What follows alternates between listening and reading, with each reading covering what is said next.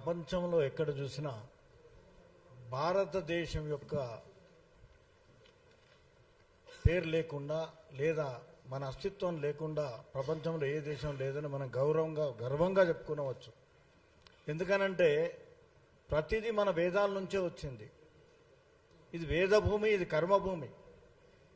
ఈరోజు ఈ నాసా వీళ్ళు ఏ ప్రయోగాలు చేసినా ఒకప్పుడు ఇవన్నీ మన వేదాలలో ఇప్పుడు కూడా ఉన్నాయి. ఆ మధ్య ఒక సమస్య వస్తే మన శంకరాచార్యుల వారు పోయి అక్కడ ఉండేమిటంటే దాన్ని సరిదిద్దిన సంఘటన కూడా ఉన్నది. అంటే ఇవన్నీ మన వేదాలలో నిక్షిప్తమై ఉన్నది. కాలక్రమేణా మనం వాటికి కొంచెం దూరం కావటం, కేవలం ఒక వర్గం వారే దాన్ని ఇంకా కాపాడుతూ పోతున్నారు. కాబట్టి ఏమిటంటే దీని గురించి ప్రపంచంలో ఇంకా మన గౌరవం ఉన్నది. కాకపోతే మనం గౌరవించుకోవడం అన్నది కూడా నేర్చుకోవాలి.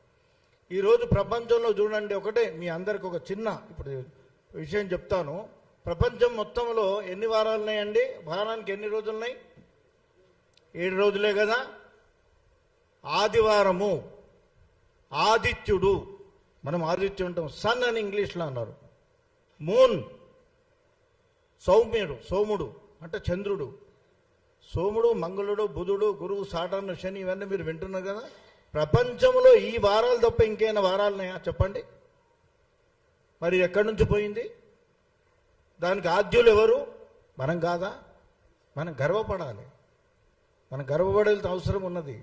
ఇప్పుడు ప్రపంచీకరణలో చాలా మార్పులు వస్తున్నాయి, తప్పులేదు. మనం కూడా ప్రపంచానికి పోటీకి ఎదగవలసిన అవసరం ఉన్నది. అంత మాత్రాన మన వారిని మనం అవమానించుకోవడం, కించపరచడం మంచిది కాదు.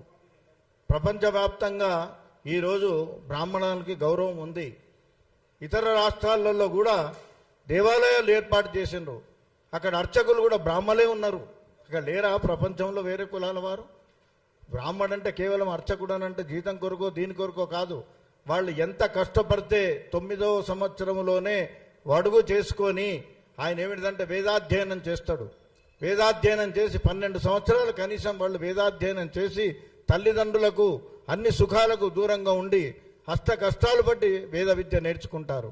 ఇవాళ మీకు పుస్తకాలలో, దీంట్లో వాట్సాప్లో ఇవన్నిట్లలో వస్తున్నాయి. అప్పుడు ఇవన్నీ లేవు. కేవలం ఆ జ్ఞానమంతా వారి యొక్క మేధాశక్తి మనస్సులో రికార్డ్ అయి ఉండేది. దాన్నే వాళ్ళు ఏమిటంటే తరతరాలుగా చెప్పుకుంటూ వస్తున్నారు.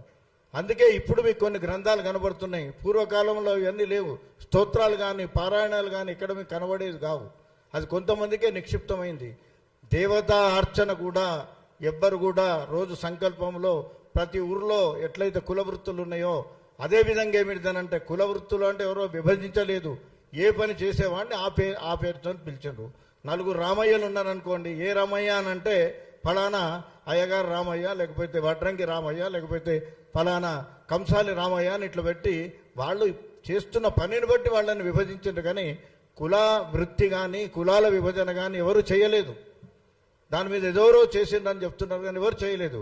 వృత్తి ఈరోజు కూడా అంటున్నాం మనం. ఈరోజు ఏమంటారండి, సెలూన్లో ఏ కులాల వాళ్ళు చేస్తున్నారో తెలియదు మనకు.